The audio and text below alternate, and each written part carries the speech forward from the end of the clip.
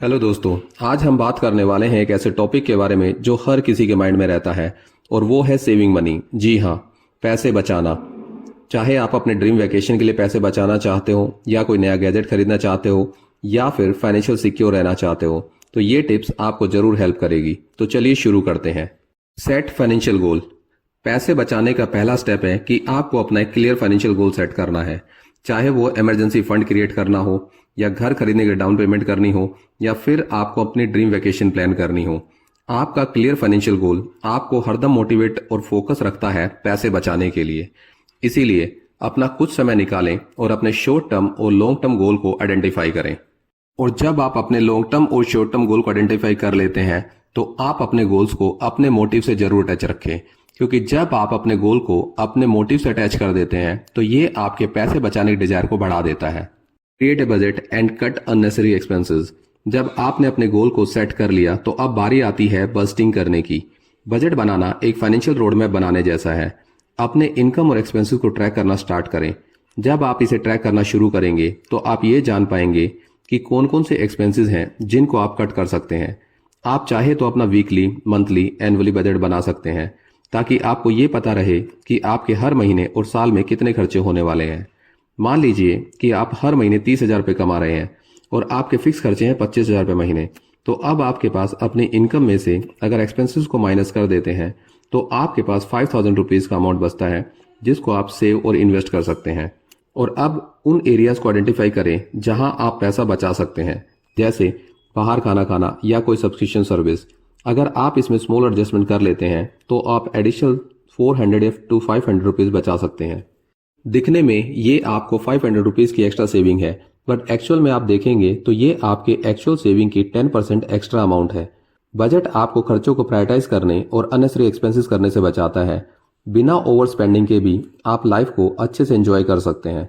Shop smart. Shopping smart is a game changer for you. किसी भी चीज को खरीदने से पहले प्राइस जरूर कंपेयर कर लें। अगर आप थोड़े वाइजली शॉपिंग करते हैं तो आप बिना किसी क्वालिटी के कॉम्प्रोमाइज किए आप अपने एक्सपेंसेस को कम कर सकते हैं।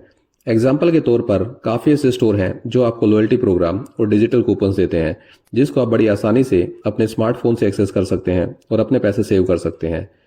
अगर आप ब्रांडेड कपड़ों का शौक रखते हैं तो जब भी सेल आती है तब आप उसे खरीद सकते हैं। अगर आपको अपनी हॉलिडे प्लान करनी है और आप कोई हॉलिडे पैकेज ढूंढ रहे हैं तो आप उसे डिफरेंट साइट पर कंपेयर कर सकते हैं और जहां बेहतर डील मिले उसे आप चूज करें।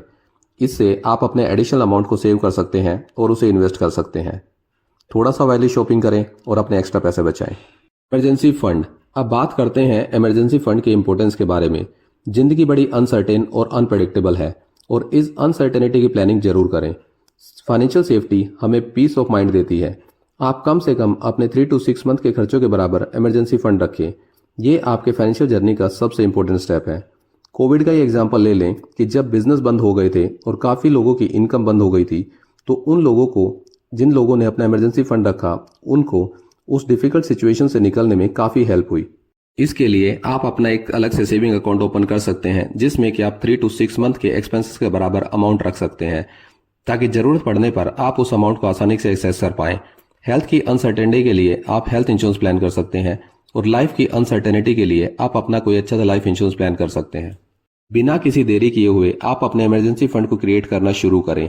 चाहे छोटे से शुरुआत करें पर शुरुआत जरूर करें, क्योंकि ये फंड आपको डिफिकल्ट सिचुएशन में आसानी से निकलने में मदद करेगा। Explore ways to increase income.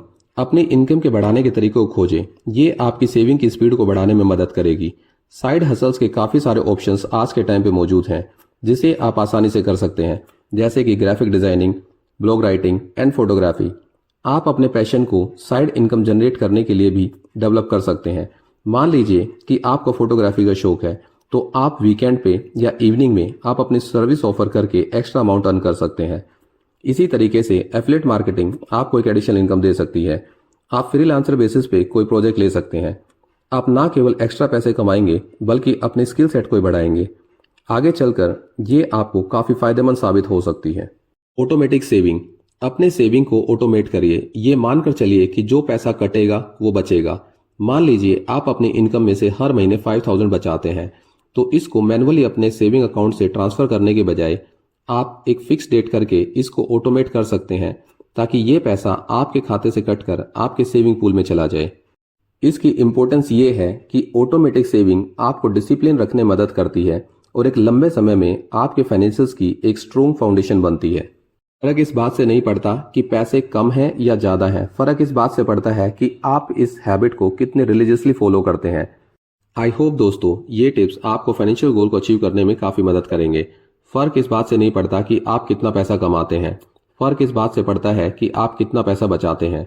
अगर आपको ये वीडियो फ़ायदेमंद लगी तो आप इस वीडियो को शेयर करना और हमारे चैनल को सब्सक्राइब करना ना भूलें, ताकि आपको मिलती रहे ऐसी ही यूज़फुल वीडियो। तो मिलते हैं फिर एक नए वीडियो के साथ, तब तक खुश रहिए और यूं ही मुस्कुराते रहिए।